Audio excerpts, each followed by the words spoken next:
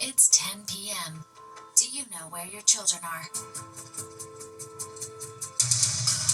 Right now on the 10 o'clock news. National Guardsmen are heroes, and we must pray for their safety and their speedy recovery. An attack just blocks from the White House. A suspect opens fire on a group of National Guard members, leaving two in critical condition. The shooter shot in a cowardly, dastardly act, targeting the best of America. Police flood the streets of D.C., the accused suspect in custody, and the targeted crime rattling the district. We heard gunshots, and there were a couple of National Guard that were hugging each other that were obviously very upset about what had happened. The 10 o'clock news starts right now. Good evening. Thanks for being with us. I'm Steve Lacey. And I'm Natasha Verma. Authorities are calling this an ambush attack. Those Guard members from West Virginia are fighting for their lives tonight. All right, here's the latest. The two Guard members remain in critical condition.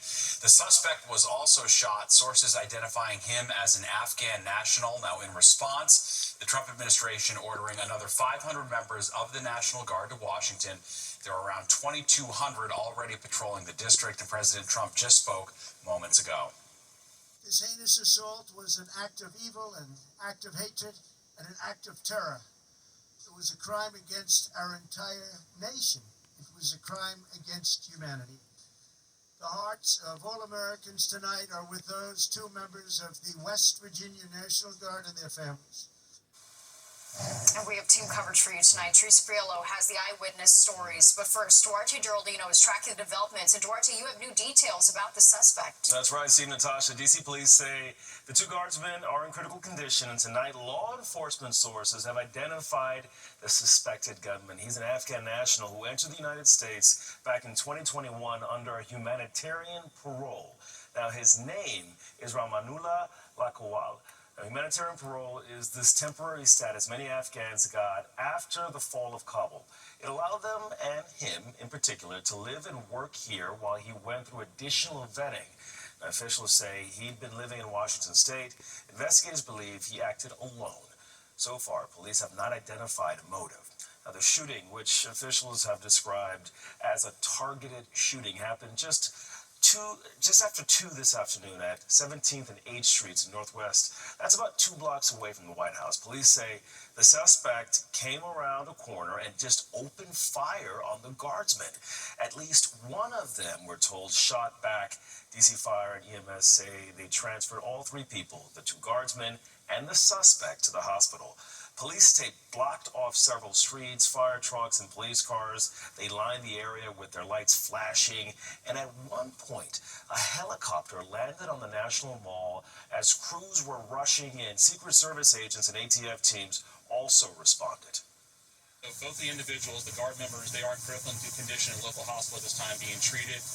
At this point, we have no other suspects. We have reviewed video from the area. It appears, like I said, to be a lone gunman that raised the firearm and ambushed these members of the National Guard, and he was quickly taken into custody by other National Guard members and law enforcement members.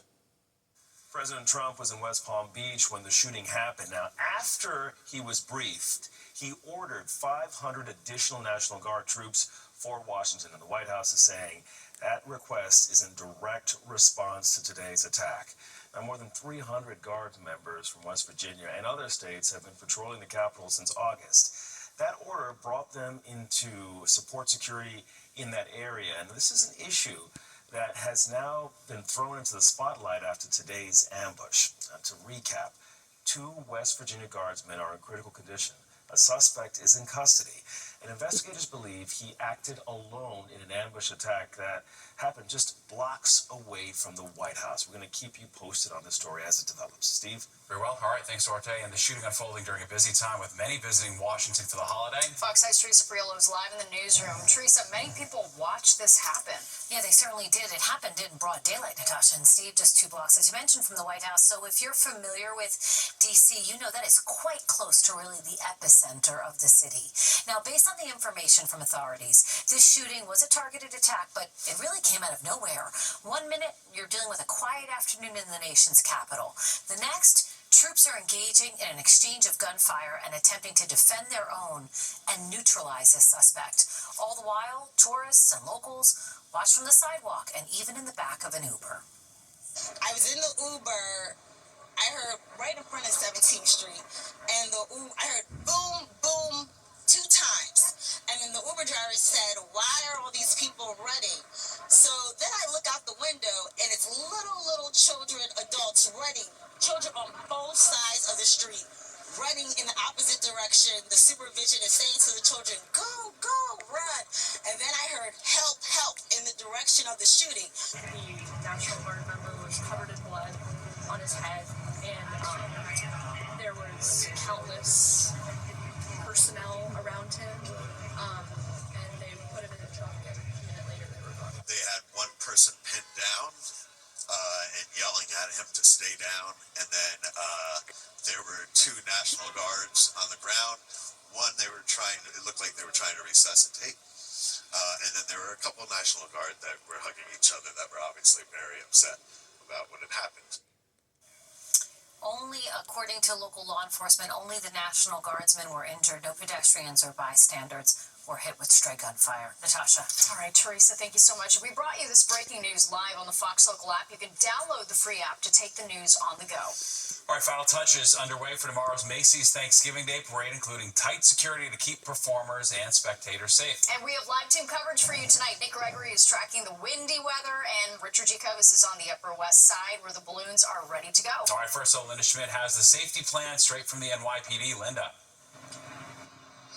First of all, good evening to both of you. Yes, and earlier tonight, the NYPD Commissioner Jessica Tisch making it very clear that as of right now, there are no specific, credible threats against the parade. She also said the NYPD's counterterrorism unit is keeping a close watch on the shooting investigation in D.C., but at this point right now, it has no connection to New York. She wanted to be very clear about that. Let's go ahead and take a look.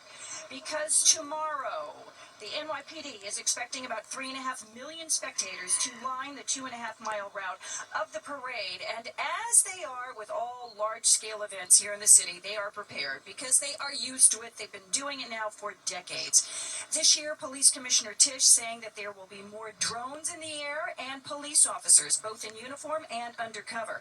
And once again, in light of the shooting in D.C. today, the NYPD is coordinating with its law enforcement partners in D.C. to remain up to date on the latest information involving that investigation. But again, the commissioner says there is not a connection to New York at this time. Now, tomorrow, the NYPD will be out in full force with thousands of police officers posted along the parade route as well as side streets. They will be supported by specialized units from across the department, including ESU, Mounted, K-9, Harbor, Aviation, the Bomb Squad, and more.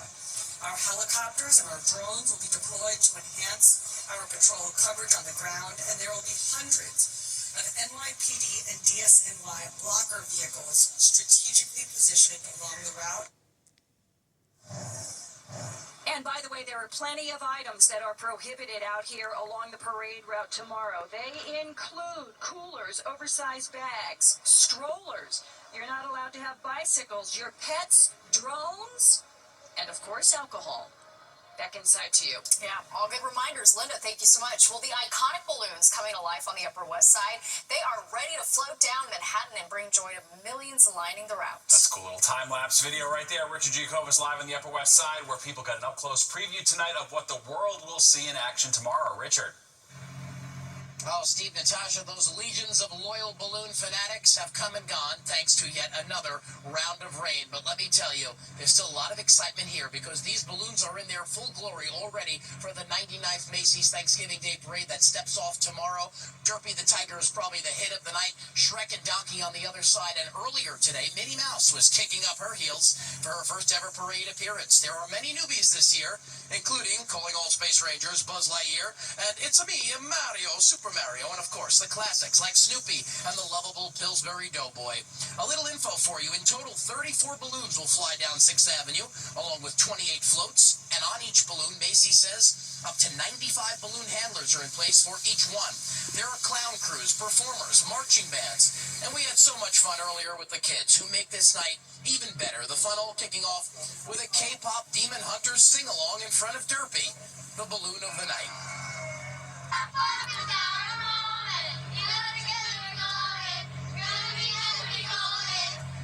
Oh, Derpy Tiger. Okay, yes. Derpy Tiger. Derpy Tiger. Come on, give me some. Spider-Man. Spider-Man. I love Spider-Man. That's the best. All right. Derpy Tiger. Derpy Tiger. Snoopy. Snoopy. He's a classic. Snoopy. That's right. That's right. Go ahead. Bluey. Derpy, right? Bluey. Oh, Bluey. He's right over there. You see him, right? Bluey's great. Okay. Mine's probably Derpy the Tiger. Derpy, right? Everybody loves that. Susie. Okay, so my favorite balloon is the K-pop Demon Hunters one with the tiger and the bird. And I like them because I love the music in the movie. They're a really catchy tune. But I like it because I want to shoot the lasers and fly all over the place. You may recognize those last two. Those are my kids. They surprised me here tonight. Well, the big question tonight is, will these balloons fly tomorrow? Macy's is unsure. Those gusts are approaching 34 miles per hour, and if they get beyond that, sustain, the balloons will stay grounded. The best case scenario, they fly low to the ground. Let's hope that forecast changes because we're feeling that wind tonight. Hope Buzz flies for my son's sake. We're live on the Upper West Side. Richard Jacobs, Fox 5 News. Yeah, fingers crossed. Visiting Daddy at work. What could be more His fun than carbon copy. that? I know. It is Amazing. crazy. Even with the cool yellow jacket, Richard. Chip off the old block. All right, I had to style him up, you know. Yeah, for sure, for sure. Handsome boy. Beautiful kids. We appreciate it. Thanks, Richard. Thank All right, let's go to Nick now for the latest on that forecast. It's always something on Thanksgiving, Nick, and of course those winds are so important with those massive balloons. They really are, and it is going to be a factor tomorrow because those gusts will be in that 35-mile-per-hour range, which is right about the cutoff zone. Right now, what we're seeing is the temperatures that are still in the 50s, but notice to the west, now in the 40s, and here comes the wind. The frontal boundary has moved along. It's picking up out of the west, sustained 15 to 20, but look at the gusts now, gusting 36 at Allentown and gusting into the 20-25-mile-per-hour range just about everywhere else. So we have the rain showers that came through earlier. They're now off to the east. This storm center, again, as it moves around, is going to sort of rotate around and bring in that cold west wind as we head on into tomorrow. And you'll see in our futurecast here, temperatures will head down to the 30s, low 30s in the suburbs tonight, and then upper 30s to about 40 in the city. We're not going to move much tomorrow, mostly low to some mid-40s for highs with that west wind gusting 35s, make it feel like in the upper 20s to mid-30s. Even colder tomorrow night, back down into the 30s. And look at the wind gust forecast. Again, this is out the door about, let's go back towards the early part of the morning. It'll be gusting 30, 35. And I think it's going to be even worse. Look at what happens on Friday. Those gusts are going to be pushing 45, 50 miles per hour. So a windy and cold couple of days coming up. Steve and Natasha? Wow. All right. Thanks, Nick. Well, making sure no one is alone on Thanksgiving. A restaurant owner is going out of his way to serve up a home-style dinner for free. We introduce you to the man behind the annual tradition. All right, and it's the final push to get to your Thanksgiving destinations. Many travelers ditching the skies. Why they're hopping on the rails this year instead. All right, Thanksgiving just a couple hours away, and hopefully the more than 81 million people who traveled over the last few days have reached their final destination. Hopefully, and you are looking at a live shot right now at LaGuardia Airport where the terminals were packed and so were the roadways. Amtrak also had a surge of riders, many catching a train out of the Moynihan Train Hall at Penn Station. Officials say that they had to add more trains and put on extra cars to already scheduled trains. We are here traveling to Pennsylvania, avoiding all the traffic getting out, and really just grateful for Amtrak. Where we're going, it's like a almost 6 or 7 hour commute, and through this train, it'll take us halfway, so like 3 hours, and then 3 hour drive after that. I'm visiting my brother in Philly, so it's not that far, so I decided to take a train. It's only an hour and a half. The next big travel day will be this Sunday when all those Thanksgiving travelers go back home. Well, a new report revealing just how many people are experiencing food insecurity and struggling to make ends meet. The study was conducted by the nonprofit Hunger Free America and focused on households earning less than $100,000 a year. It found that 75% of families surveyed in New York say basic living costs went up either greatly or somewhat in the last year, and half of them are having trouble affording food. Even find people earning up to $75,000 to $100,000, which used to be thought as solidly middle class, are having real trouble struggling to afford enough food. These advocates say the delay in the delivery of SNAP benefits during the recent government shutdown only made the problem worse. Well, the Bronx Food Pantry at the Mosholu Montefiore Community Center did its part to make Thanksgiving a little more special for hundreds of families. Staff and volunteers handed out more than 1,700 turkeys along with all the Thanksgiving fixings. Local officials and community partners are also joining in as the giving will continue through the new year.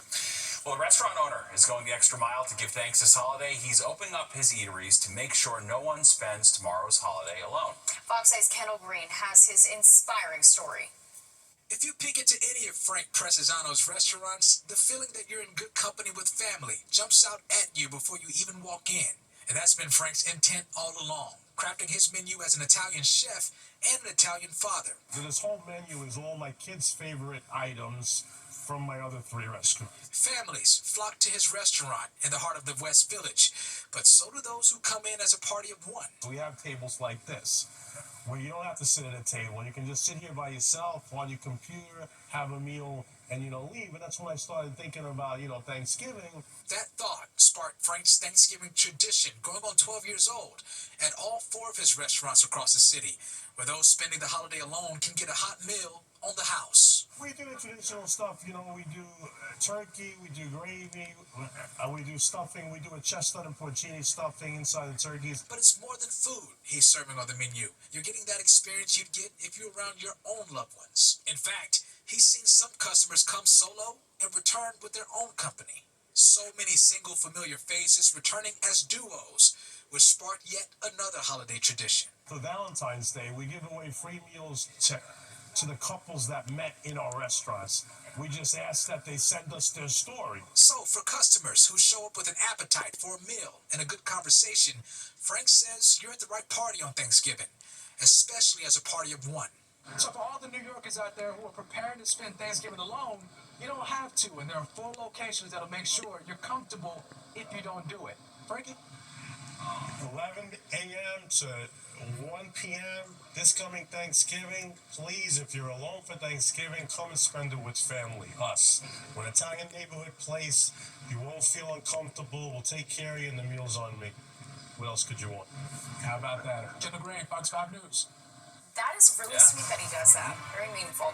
All right, going to the parade, you got to bundle up. That's right, Nick Gregory's tracking the chilly Thanksgiving weather. And we're moments away from Thanksgiving, so why don't we review some Thanksgivings of the past? The warmest, 1933, 69. The coldest, 15, 1871, way back then. Wettest, 2006. We had almost 2 inches of rain, and the snow, of course, that was back in 1989. I remember that one. Almost 5 inches of snow or more in other parts of the area. All right, wind forecast for tomorrow. Important, obviously. So if it's sustained greater than 23, if it's gusting more than 34, the winds the balloons either don't fly or they fly them really low, and some of the big ones may not fly at all. We're right in that zone, so let's see how it plays out. And the other thing is going to be cold.